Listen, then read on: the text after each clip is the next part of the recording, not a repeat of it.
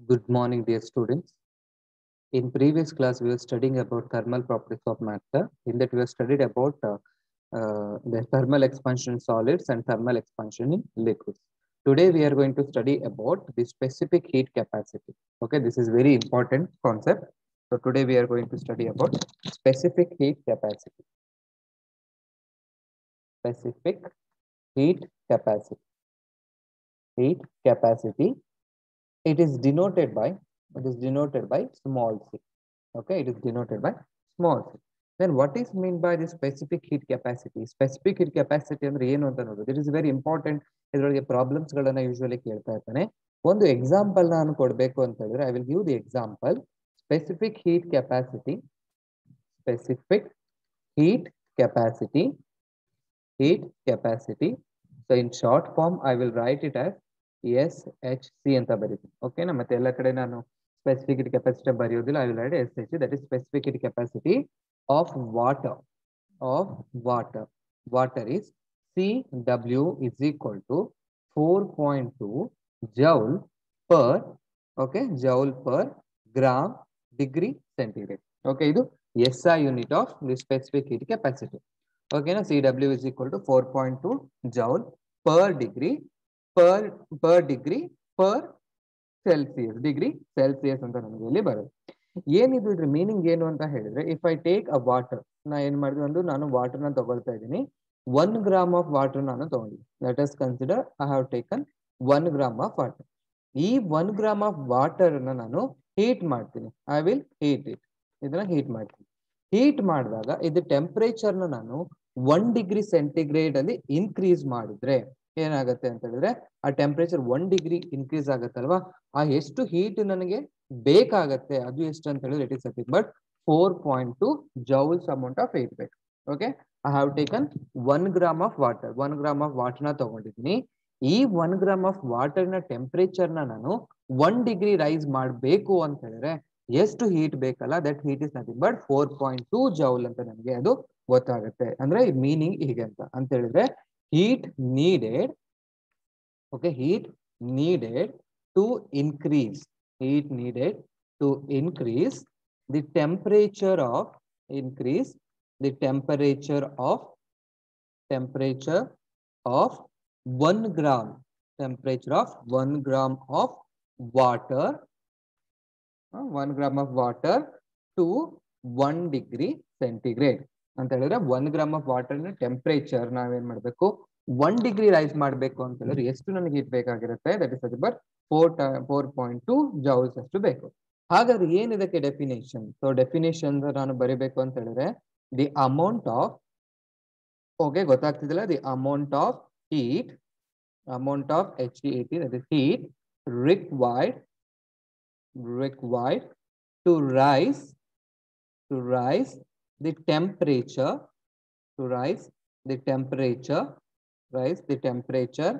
of 1 gram of substance, 1 gram of substance by 1 degree centigrade. 1 degree centigrade is called specific heat capacity. ಇದನ್ನ specific heat capacity ಅಂತ ನಾವು ಇದನ್ನ ಕರಿತೇವೆ. ಇದನ್ನ specific ಆಗಿ ಯಾಕೆ ಹೇಳ್ತೀವಿ ಅಂತ ಹೇಳಿದ್ರೆ, ನಾವಿಲ್ಲಿ ಸ್ಪೆಸಿಫಿಕ್ ಆಗಿ 1 ಗ್ರಾಮ್ ಆಫ್ ಎ ಸಬ್ಸ್ಟೆನ್ಸ್ ನಾವು ತಗೊಳ್ತಾ ಇದೀವಿ ಅಂತ ನಾವು ಹೇಳ್ತಾ ಇದೀವಿ. 1 ಗ್ರಾಮ್ ಸಬ್ಸ್ಟೆನ್ಸ್ ಅಷ್ಟೇ. ನಾವು 100 ಗ್ರಾಮ್ 200 ಗ್ರಾಮ್ ಅಂತ ನಾವು ಹೇಳ್ತಾ ಇಲ್ಲ. ಸ್ಪೆಸಿಫಿಕ್ ಆಗಿ 1 ಗ್ರಾಮ್ ಆಫ್ ಸಬ್ಸ್ಟೆನ್ಸ್ ಅನ್ನು ತಗೊಂಡು ಅದ್ರ ಟೆಂಪರೇಚರ್ ಏನ್ ಮಾಡ್ಬೇಕು, ನಾನು 1 ಡಿಗ್ರಿ ರೈಸ್ ಮಾಡಬೇಕು ಅಂತ ಹೇಳಿದ್ರೆ ಎಷ್ಟು ಹೀಟ್ ಬೇಕಲ್ಲ, ಅದನ್ನ ನಾವೇನ್ ಕರಿತೀವಿ ಸ್ಪೆಸಿಫಿಕ್ ಹೀಟ್ ಕೆಪಾಸಿಟಿ ಅಂತ ನಾವು ಅದನ್ನ ಹೇಳ್ತೀವಿ. SI ಯೂನಿಟ್ ಏನಾಗಬೇಕು? SI ಯೂನಿಟ್ ಅಲ್ಲಿ ನಾನು ಎಕ್ಸಾಂಪಲ್ ಅಲ್ಲಿ ಬರ್ದಿದ್ದೀನಿ. SI unit is nothing but it is joule. Okay, sentence ಅಲ್ಲಿ ಬೇಕಾದ್ರೆ ಬರ್ಕೊಳ್ಳಿ. Joule per, okay, joule per gram, okay, gram degree centigrade, ಓಕೆನಾ. ಜೆ ಬರಿಬೇಕು, ಪರ್ ಹಾಕ್ಬೇಕು, ಗ್ರಾಮ್ ಹಾಕ್ಬೇಕು, degree centigrade. So this is the SI unit for the specific heat capacity, joule per gram, okay, joule per gram degree centigrade. ಅಂದ್ರೆ unit for the specific heat capacity ನಾವು ಹೀಗೆ represent ಮಾಡ್ತೇವೆ. So if I take one more example, ಏನು ವಾಟರ್ನ ಬಿಟ್ಟು ಇನ್ನೊಂದು example ತಗೊಳ್ತೀನಿ. Specific heat capacity of copper, Cu. Copper is equal to that is 0.4 joule per degree centigrade ಅಂತ ನಾನು ಅದನ್ನ ತಗೊಳ್ತೀನಿ. ಈಗ ನಾನು ಎರಡು ವ್ಯಾಲ್ಯೂಸ್ ಅನ್ನ ಕಂಪೇರ್ ಮಾಡಿದ್ರೆ specific heat capacity of CW of water is greater than CW of copper ಅಂತ ಇದೆ ಅಲ್ವಾ. ಎಲ್ಲ ಸಬ್ಸ್ಟೆನ್ಸಿಗೂ ಒಂದೇ ಇಲ್ಲ, ಬಟ್ ಏನಾಗ್ತಿದೆ ಅಂತ ಹೇಳಿದ್ರೆ ಇಟ್ ಇಸ್ ವಾಟರ್ಗೆ ಜಾಸ್ತಿ ಇದೆ, ಕಾಪರ್ಗೆ ಏನಾಗಿದೆ ಇಟ್ ವಿಲ್ ಬಿ ಲಿಟಲ್ ಕಡಿಮೆ. ಹಾಗಾದ್ರೆ ಏನಿದರದು ಮೀನಿಂಗ್ ಅಂತ ನಾನು ಹೇಳ್ಬೇಕು ಅಂತ ಹೇಳಿದ್ರೆ, as CW is equal to ಅಂದ್ರೆ specific heat capacity of water is equal to 4.2 joule per gram per degree centigrade ಇದೆ ಅಂತ ಹೇಳಿದ್ರೆ, this implies water do not heat or cool rapidly. ಸರಿನಾ? ಇದು ನಿಮಗೆ ಗೊತ್ತಿದೆ ಅಲ್ವಾ, ಯಾವ್ದು ನೀರನ್ನ ನಾವು ಬಿಸಿ ಮಾಡಬೇಕು ಅಂತ ಹೇಳಿದ್ರೆ ಇಟ್ ವಿಲ್ ಟೇಕ್ ಟೈಮ್, ಅಥವಾ ವಾಟರ್ ನಾ ಏನ್ ಮಾಡ್ಬೇಕು ಕೂಲ್ ಮಾಡಬೇಕು ಅಂತ ಹೇಳಿ ಇಟ್ ವಿಲ್ ಟೇಕ್ ಟೈಮ್. ಯಾಕೆ ಅದು ಟೈಮ್ ತಗೊಳುತ್ತೆ ಅಂದ್ರೆ it is due to the specific heat capacity of water is more. ಅದು ಜಾಸ್ತಿ ಇರೋದು ಏನ್ ಮಾಡುತ್ತೆ, it will take lot of time to heat and lot of time to cool. ಅದಕ್ಕೆ water does not take heat or cool rapidly. ಅದೇನಾಗುತ್ತೆ rapid ಆಗಿ heat ಆಗೋದಿಲ್ಲ, cool ಆಗು ಅದು ಏನಾಗಲ್ಲ ಕಂಟಿನ್ಯೂಸ್ಲಿ ಆಗೋದಿಲ್ಲ. ಅದೇ ನಾನು ಇಲ್ಲಿ ಕಾಪರ್ ಇಂದ ತಗೊಂಡ್ರೆ ಸಿ ಆಫ್ ಕಾಪರ್ ಅದನ್ನ ತಗೊಂಡ್ರೆ it will B 0.4 joule per degree centigrade ಇದೆ ಅಂತ ಹೇಳಿದ್ರೆ, ಈ ಕಾಪರ್ ಏನಾಗುತ್ತೆ ಅಂತ ಹೇಳಿದ್ರೆ it is heat and cools rapidly.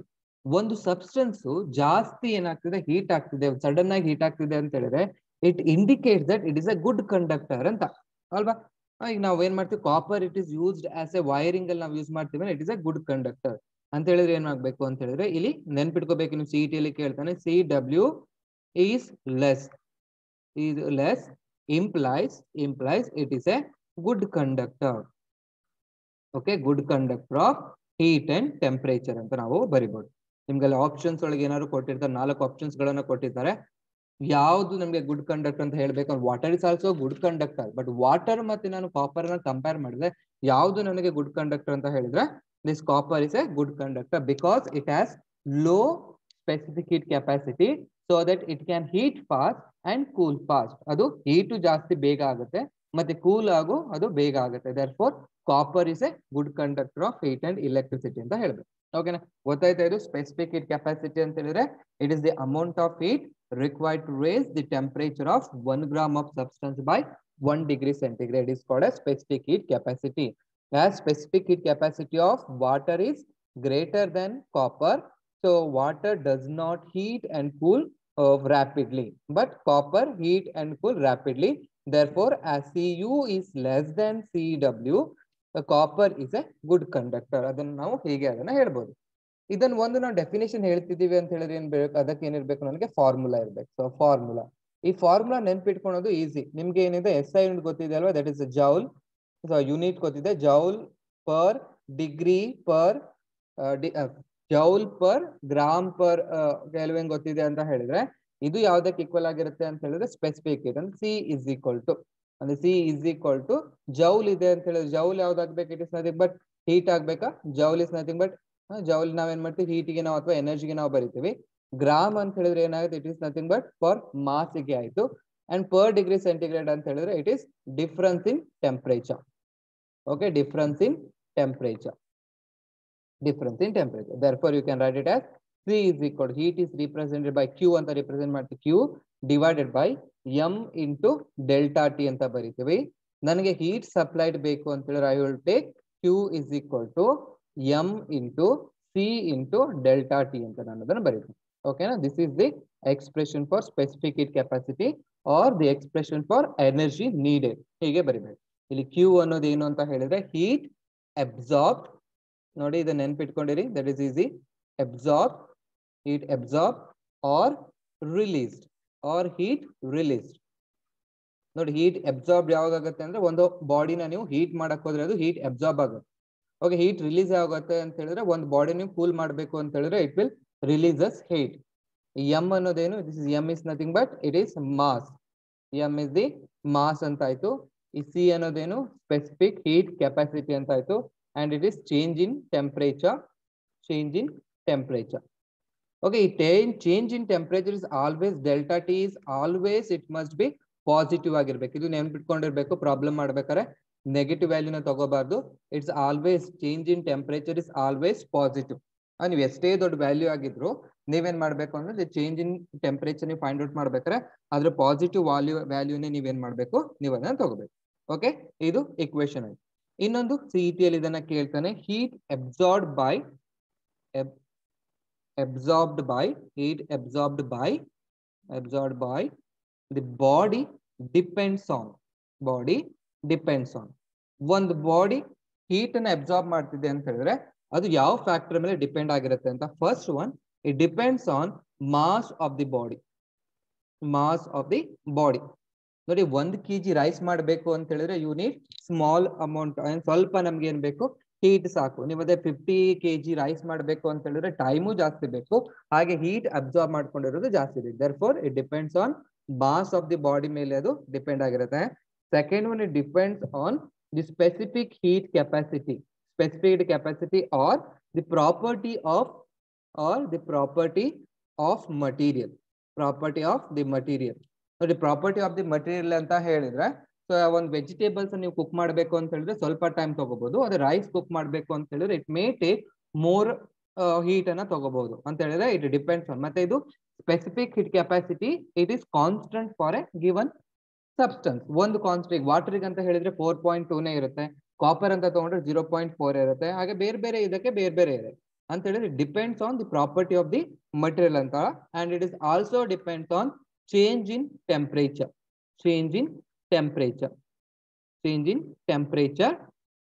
delta T. ಇದು change in temperature delta T ಮೇಲೆ ಅದು ಡಿಪೆಂಡ್ ಆಗಿರುತ್ತೆ.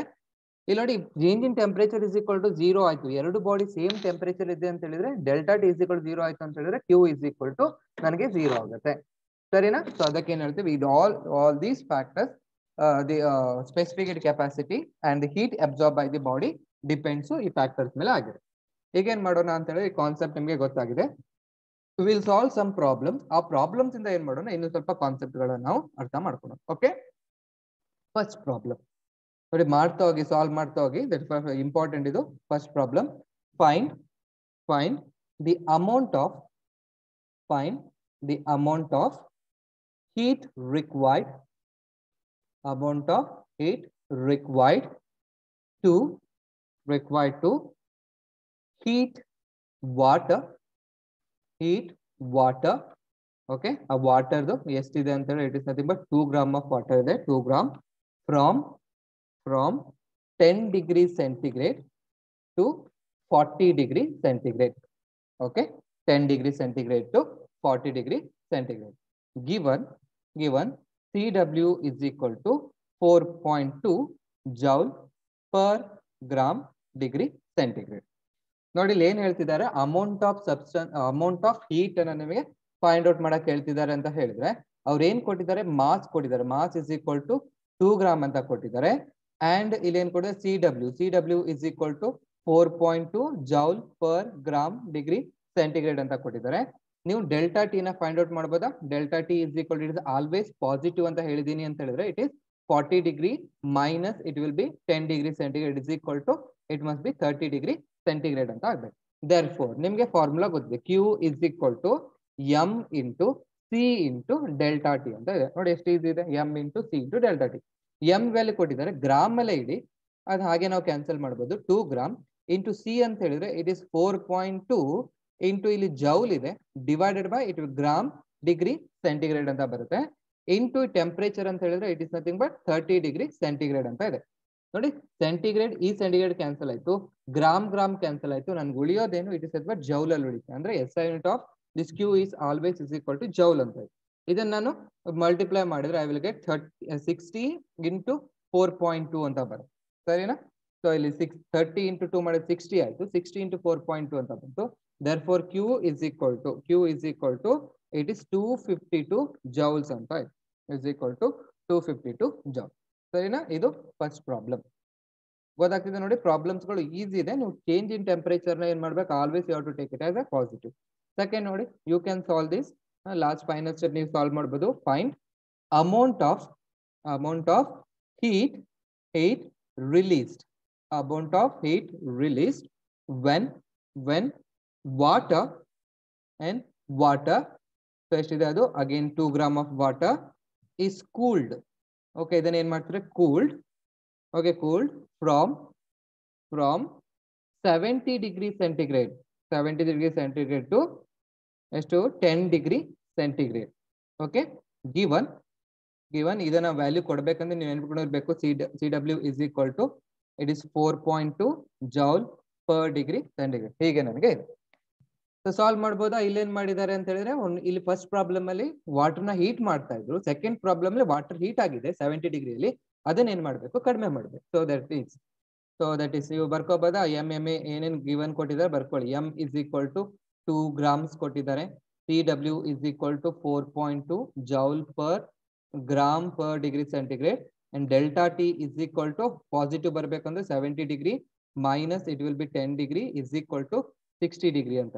therefore Q is equal to formula same ಇರುತ್ತೆ, ರಿಲೀಸ್ ಆಗಿದ್ರು ಅಥವಾ ಹೀಟ್ ಅಬ್ಸಾರ್ಬ್ ಆಗಿದ್ರು formula remain same. So it is 2 gram into C is 4.2 joule divided by gram degree centigrade into it will be 60 ಅಂತ. So ಇಲ್ಲಿ ನೀವು ತಗೊಂಡ್ರೆ so gram get cancel, this gram get cancel, degree centigrade it get cancel, 4.2 ಉಳಿತು ಅಂತ ಹೇಳಿದ್ರೆ ಇಲ್ಲಿ ಏನಾಗುತ್ತೆ ಅಂತ ಹೇಳಿದ್ರೆ 60 into 2 ಅಂತ ಹೇಳಿದ್ರೆ ಇಟ್ ವಿಲ್ ಬಿ 120 ಆಯ್ತು. 120 into 4.2 ಆಯ್ತು.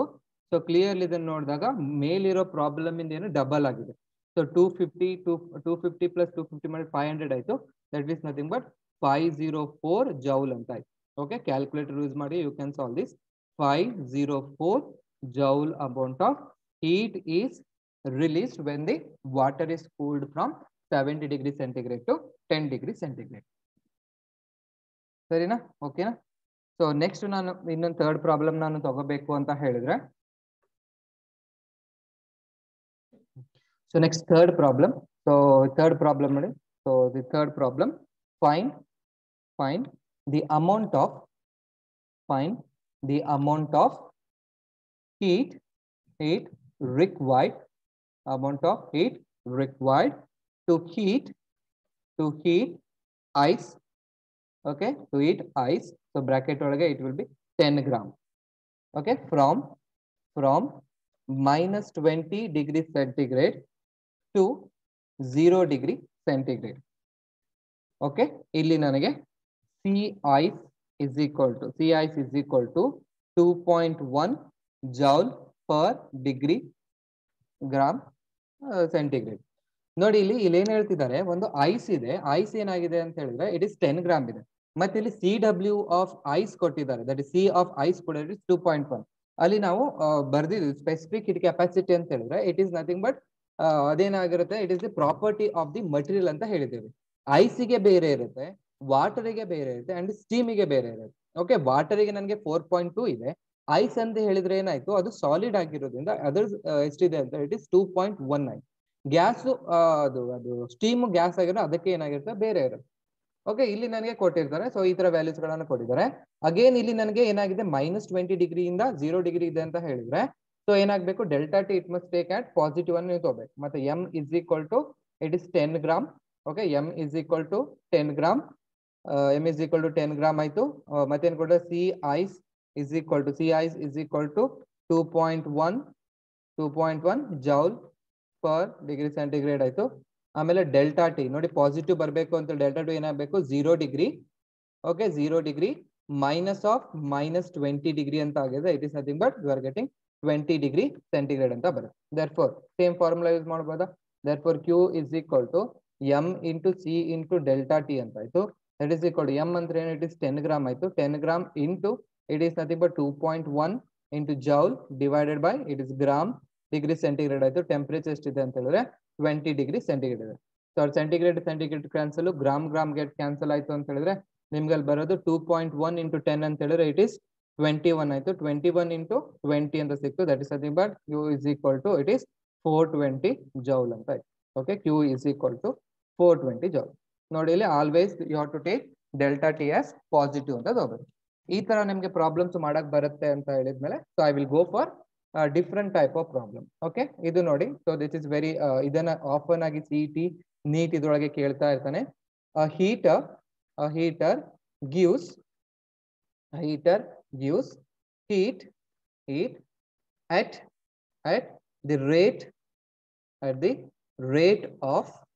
the rate of 100 watt. Okay, 100 watt. It is used to heat 50 gram of water.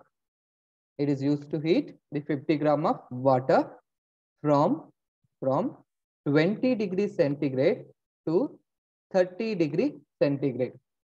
Okay, a heater gives a heat at the rate of 100 watt. It is used to heat 50 gram of water from 20 degree centigrade to 30 degree centigrade. Okay, CW is equal to, it is 4.2 joule per gram degree centigrade. Find the time taken. Find the time taken to do so. ಅಂತ ಹೇಳಿದ್ರೆ ಒಂದು water ನಾವೇನ್ ಮಾಡಿ 50 gram of water ನಾನು 20 degree centigrade ಇಂದ 30 degree centigrade heat ಮಾಡ್ತಿದ್ದೀನಿ ಅಂತ ಹೇಳಿದ್ರೆ ಎಷ್ಟು ಟೈಮ್ ಅದಕ್ಕೆ ಬೇಕಾಗುತ್ತೆ ಅನ್ನೋದನ್ನ ಏನ್ ಮಾಡಿದ್ದಾರೆ ಫೈಂಡ್ ಔಟ್ ಮಾಡೋದಕ್ಕೆ ಅವರು ಹೇಳ್ತಾ ಇದ್ದಾರೆ. ಓಕೆ, ಇದು ಮಾಡೋದಕ್ಕೆ ಎರಡು ಮೆಥಡ್ ಇದೆ. First I will do first method ಅನ್ನು ಮಾಡ್ತೀನಿ. ನೋಡಿ, ಒಂದು ವಾಟರ್ ನಾವು ಹೀಟ್ ಮಾಡಬೇಕು ಅಂತ ಹೇಳಿದ್ರೆ heat given by the heater is equal to heat absorbed by the water. ಓಕೆನಾ? ಅಂದ್ರೆ heat given by the heater is equal to heat given by the water. ಈಗ ನಾವೇನ್ ಮಾಡ್ತೀವಿ, ಸ್ನಾನ ಮಾಡ್ಬೇಕಾದ್ರೆ ಒಂದು ಬಕೆಟ್ ಒಳಗೆ ನಾವು ಹಾಫ್ ಫುಲ್ ಅಷ್ಟು ಹಾಟ್ ವಾಟರ್ ತಗೊಂಡಿದೀವಿ ಅಂತ ಹೇಳಿ, ಫುಲ್ ಬಾಯ್ಲಿಂಗ್ ವಾಟರ್ ಇದೆ, ಅದನ್ನ ನಾವು ಕೂಲ್ ಮಾಡ್ಬೇಕು ಅಂತ ಹೇಳಿದ್ರೆ ನಾವೇನ್ ಮಾಡ್ತೀವಿ, ಬಿಸಿ ನೀರನ್ನೇ ಹಾಕೋದಿಲ್ಲ, ನಾವೇನ್ ಮಾಡ್ತೀವಿ, ಕೋಲ್ಡ್ ವಾಟರ್ನ ಹಾಕ್ತೀವಿ. ಕೋಲ್ಡ್ ವಾಟರ್ ಹಾಕಿದಾಗ ಏನಾಗುತ್ತೆ ಅಂತ ಹೇಳಿದ್ರೆ ಕೋಲ್ಡ್ ಇಂದ ಹೀಟ್ ಟ್ರಾನ್ಸ್ಫರ್ ಆಗೋದಿಲ್ಲ, ಬಿಸಿ ನೀರಿಂದ ಏನಾಗುತ್ತೆ heat it will transfer to cold body.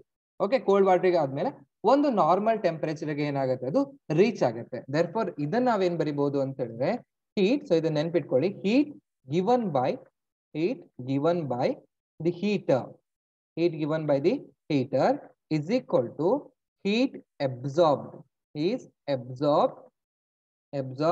by the water.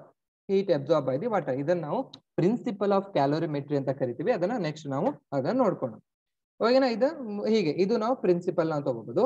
ಇಲ್ಲಿ ನನಗೆ ಏನ್ ಹೇಳಿದ್ದಾರೆ, heat given by the heater Q is equal to ಅದೆಷ್ಟು ಕೊಡ್ತಾ ಇದೆ ಅಂತ ಹೇಳಿದ್ರೆ 100 ವ್ಯಾಟ್ ಅಷ್ಟು ಕೊಡ್ತಾ ಇದೆ. ವ್ಯಾಟ್ ಯಾವ್ದಕ್ಕೆ ಎಸ್ ಐ ಯೂನಿಟ್ ಅಂತ ನಾನು ನಿಮ್ಗೆ ಕೇಳಿದ್ರೆ ನೀವೇನ್ ಹೇಳ್ತೀರಾ, ಪವರ್ಗೆ ಎಸ್ ಐ ಯೂನಿಟ್ ಅಂತ ನೀವು ಅದನ್ನ ಹೇಳ್ತೀರಾ. ಅಂದ್ರೆ ಪವರ್ಗೆ ನಾನು ಬರ್ತಾ ಇದ್ರೆ it is nothing but 100 joule per second ಅಂತ ಆಗತ್ತಾ. Because you know that power is equal to it is work done divide by time ಅಂತ ನಮಗೆ ಗೊತ್ತಿದೆ. ವರ್ಕ್ ಡನ್ ಗೆ ನಾವು ಜೌಲ್ ಬರಿತೀವಿ ಅಂಡ್ ಇದಕ್ಕೆ ಏನ್ ಬರಿತೀವಿ ನಾವು ಟಿ ಅಂತ ಬರಿತೀವಿ. ಅಂದ್ರೆ Q is equal to 100 watt is equal to 100 joule per second. ಅಂದ್ರೆ 1 ಸೆಕೆಂಡ್ ಒಳಗೆ 100 ಜೌಲ್ ಅಷ್ಟು ಏನಾಗ್ತಿದೆ ಅಂತ ಹೇಳಿದ್ರೆ ಹೀಟ್ ಅನ್ನೋದು ಲಿಬರೇಟ್ ಆಗ್ತಿದೆ ಅಂತ ಹೇಳಿದ್ರೆ, so that is in 1 second. 1 ಸೆಕೆಂಡ್ಗೆ 100 ಜೌಲ್ ಬರ್ತಿದೆ ಅಂತ ಹೇಳಿದ್ರೆ 2 ಸೆಕೆಂಡ್ಗೆ ಎಷ್ಟು ಬರಬೇಕು, 2 ಸೆಕೆಂಡ್ಗೆ ಇಟ್ ಇಸ್ 2 ಇಂಟು 100 ಜೌಲ್ ಆಗ್ಬೇಕಾ. ಓಕೆನಾ? ಅಂದ್ರೆ 3 ಸೆಕೆಂಡ್ಸ್ಗೆ ಎಷ್ಟು ಆಗ್ಬೇಕು, 3 ಸೆಕೆಂಡ್ಗೆ ಇಟ್ ಇಸ್ 3 ಇಂಟು 100 ಜೌಲ್ ಅಂತ ಆಗ್ಬೇಕಾ ಅಂತ ಹೇಳಿ. ಈಗ ನಾನು if I take T seconds ಅಂತ ತಗೊಂಡ್ರೆ ಟಿ ಸೆಕೆಂಡ್ಸ್ಗೆ ಎಷ್ಟಾಗಬೇಕು, ಇಟ್ ಇಸ್ ಟಿ ಇಂಟು 100 ಜೌಲ್ ಅಂತ ಆಗ್ಬೇಕು. ಸರಿನಾ? ನನಗೇನ್ ಬೇಕು ಅಂತ ಹೇಳಿ ಟಿ ಎಷ್ಟು ಅಂತ ನಾನು ಅದನ್ನ ಫೈಂಡ್ ಔಟ್ ಮಾಡಬೇಕು. therefore let T be the time taken. therefore q is equal to m into c into delta t ಅಂತ ತಗೊಳ್ತೀನಿ. ಈ q ಅನ್ನ ನಾನು ಏನ್ ಮಾಡಿದ್ದೀನಿ ಅಂತ ಹೇಳಿದ್ರೆ I will write it as 100 into 100 into t is equal to m into c into delta t ಅಂತ ಬರೀತೀನಿ. ಸೊ ನನಗೇನ್ ಬೇಕು, ಟಿ ಬೇಕು. T is equal to M ಅಂತ ಹೇಳಿದ್ರೆ ಏನ್ ಕೊಟ್ಟಿದ್ದಾರೆ, 50 ಗ್ರಾಮ್ ಅಂತ ಕೊಟ್ಟಿದ್ದಾರೆ. That is equal to 50 gram into it will be 4.2 joule per degree into ನನಗೆ ಡಿಫರೆನ್ಸ್ ಇನ್ ಟೆಂಪರೇಚರ್ ಇದೆ ನೋಡಲಿ 20 ಡಿಗ್ರಿ ಟು 30 ಡಿಗ್ರಿ ಅಂತ ಹೇಳಿದ್ರೆ 30 ಮೈನಸ್ 20 ಮಾಡಿದ್ರೆ it will nothing but 10 degree centigrade ಅಂತ ಬರುತ್ತೆ. ಸೊ ಇಲ್ಲಿ ನಾನು ಬೇಕಾದ್ರೆ 100 ಅನ್ನು ಈ ಕಡೆ ಇಡ್ತೀನಿ, 100 ಅಂತ ಆಯ್ತು. ಸಾಲ್ವ್ ಮಾಡಿದ್ರೆ if I take the solving 50 1s 50 2s ಅಂತ ಆಗುತ್ತೆ. ಆಮೇಲೆ 2 1s 2.1s ಅಂತ ಇದೆ. ಅಂದ್ರೆ ನಿಮ್ಗೆ ಎಷ್ಟು ಸಿಕ್ತು ಅಂತ ಹೇಳಿದ್ರೆ that is T is equal to 2.1 into 10 ಅಂತ ಹೇಳಿದ್ರೆ it is nothing but 21 seconds ಆಯ್ತು. ಅಂದ್ರೆ 21 ಸೆಕೆಂಡ್ ಒಳಗೆ ಟೆಂಪರೇಚರ್ ಏನಾಗುತ್ತೆ, ಇಟ್ ಇಸ್ 20 ಡಿಗ್ರಿ ಸೆಂಟಿಗ್ರೇಡ್ ಇಂದ 30 ಡಿಗ್ರಿ ಸೆಂಟಿಗ್ರೇಡ್ ಏನಾಗುತ್ತೆ ಅದು ಚೇಂಜ್ ಆಗುತ್ತೆ. ಓಕೆ, ಗೊತ್ತಾಯ್ತಾ? ಇದು ಒಂದು ಮೆಥಡ್. ಇಲ್ಲಿ ಏನ್ ಕೊಡಿದ್ದಾರೆ, Q is equal to 100 watt ಅಂತ ಕೂಡ it is 100 joule per second ಅಂತಿದೆ. ಅಂದ್ರೆ 1 ಸೆಕೆಂಡ್ ಅಲ್ಲಿ 100 ಜೌಲ್ಸ್ ಬರುತ್ತೆ, 2 ಸೆಕೆಂಡ್ ಅಲ್ಲಿ 2 into 100 ಜೌಲ್ ಬರುತ್ತೆ, 3 ಸೆಕೆಂಡ್ ಅಲ್ಲಿ 3 into 100 ಜೌಲ್ ಬರುತ್ತೆ.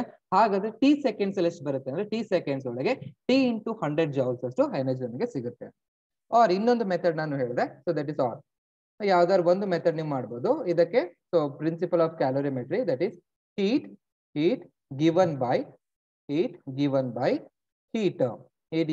the heater is equal to heat absorbed by the water. Heat absorbed by the water. So heat given by the heater is nothing but it is the energy given out by the heater. So energy is equal to, it is nothing but work done by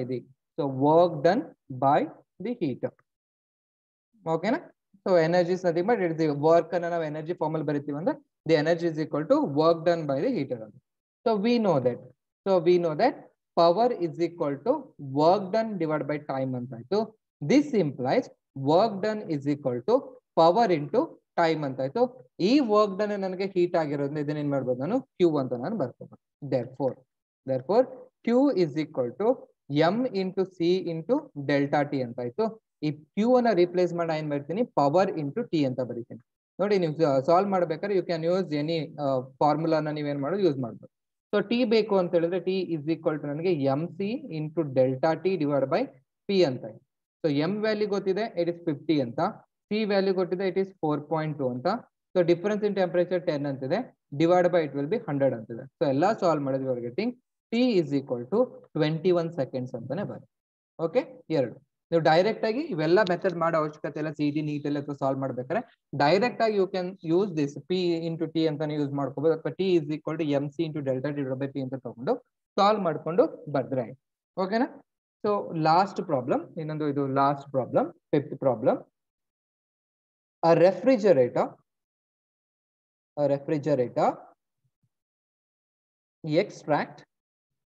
extract energy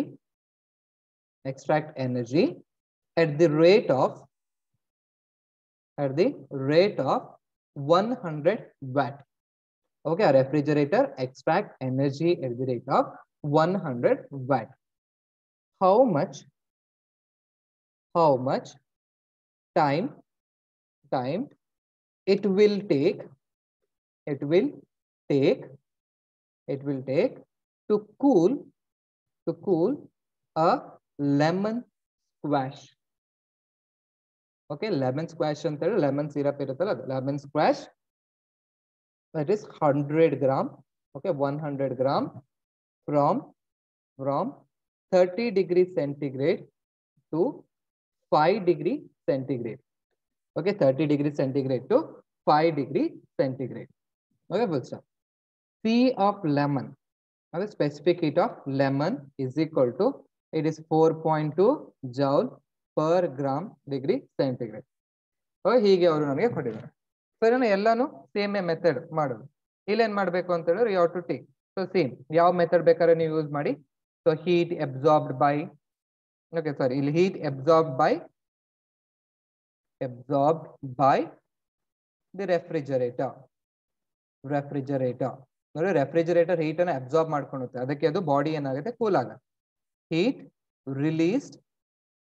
released by lemon squash. ನೋಡಿ, lemon squash ಅಂತ ಹೇಳಿದ್ರೆ, ಈಗ ನಾವು lemon juice ಅನ್ನ ಮಾಡ್ಬೇಕು ಅಂತ ಹೇಳಿದ್ರೆ ಮೊದಲೇ ಅದು ಸಿರಪ್ಗಳು ನಮಗೆ ಸಿಗುತ್ತೆ, ಅದನ್ನ ನಾವು ಲೆಮನ್ ಸ್ಕ್ವಾಶ್ ಅಂತ ನಾವು ಅದನ್ನ ಕರೀತೀವಿ. So let T be the time taken. Therefore, it is P into T is equal to M into C into delta T. That is the bird. That is ಇದು ಕೊಟ್ಟಿದ್ದಾರೆ, that is 100 watt ಅಂತ ಕೊಟ್ಟಾರೆ, that is 100 into T is equal to 100 gram. Okay, 100 gram into it is 4.2 joule gram degree centigrade into ಇಲ್ಲಿ ನನಗೆ ಏನಿದೆ ಅಂತ ಹೇಳಿದ್ರೆ 30 minus 5 ಅಂತ ಹೇಳಿದ್ರೆ you are getting 25 ಅಂತ ನಿಮಗೆ ಸಿಕ್ತು. That is T is equal to 100 cancel ಆಯ್ತು 4.2 into 25. ಸರಿನಾ? It is 4.2 into 25. So 4.2 into 25 ಅಂತ ಹೇಳಿದ್ರೆ ಎಷ್ಟು ಬರುತ್ತೆ? That is 4.2 into 25 ಅಂತ ಹೇಳಿದ್ರೆ it is 105. That is T is equal to 105 seconds. ಅಂದ್ರೆ 105 seconds ಇದ್ರೆ ಟೆಂಪರೇಚರ್ ಏನ್ ಮಾಡ್ಬೋದು 5 ಡಿಗ್ರಿ ಅಷ್ಟು ನೀವು ಡಿಕ್ರೀಸ್ ಮಾಡ್ಬೋದು. T is equal to this one. Okay, so thank you. So this is about specific heat capacity. Next class ಒಳಗೆ ನಾವೇನ್ ಮಾಡ್ತೀವಿ ಅಂತ ಹೇಳಿದ್ರೆ ಪ್ರಿನ್ಸಿಪಲ್ ಆಫ್ ಕ್ಯಾಲೋರಿಮೆಟ್ರಿ ನಾವು ಡಿಸ್ಕಸ್. Okay, thank you.